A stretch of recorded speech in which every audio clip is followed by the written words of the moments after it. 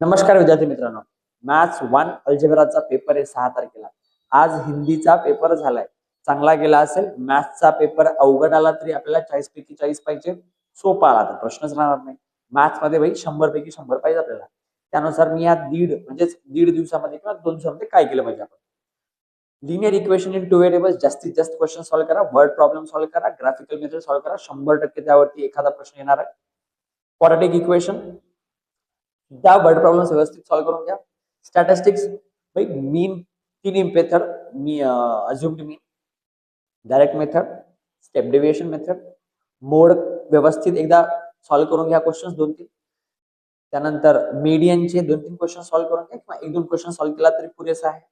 Pie diagram करून घ्या कारण 4 मार्कचा क्वेश्चन स्टॅटिस्टिक्स वरती हमखास येणार आहे. त्यानंतर एपी व्यवस्थित करा. वर्ड प्रॉब्लेम्स कडे थोडंसं लक्ष द्या किंवा प्रूव्ह दॅट वगैरे त्याच्याकडे लक्ष द्या थोडंसं एपी मध्ये. त्यानंतर फायनान्शियल प्लॅनिंग एकदा ओव्हरलुक करून घ्या चॅप्टरला काय आहे कसं आहे काय नाही ते बस. त्यानंतर आपला प्रोबॅबिलिटी एकदा रिव्हिजन चॅप्टर करून घ्या.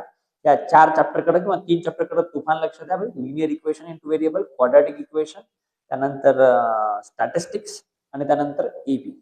हे 4 चॅप्टर कडे व्यवस्थित लक्ष द्या. 100 पैकी 100 बिलकुल तुम्हाला पडतील. अल्जेब्रा मध्ये 40 पैकी 40 बिलकुल पडतील. ठीक आहे.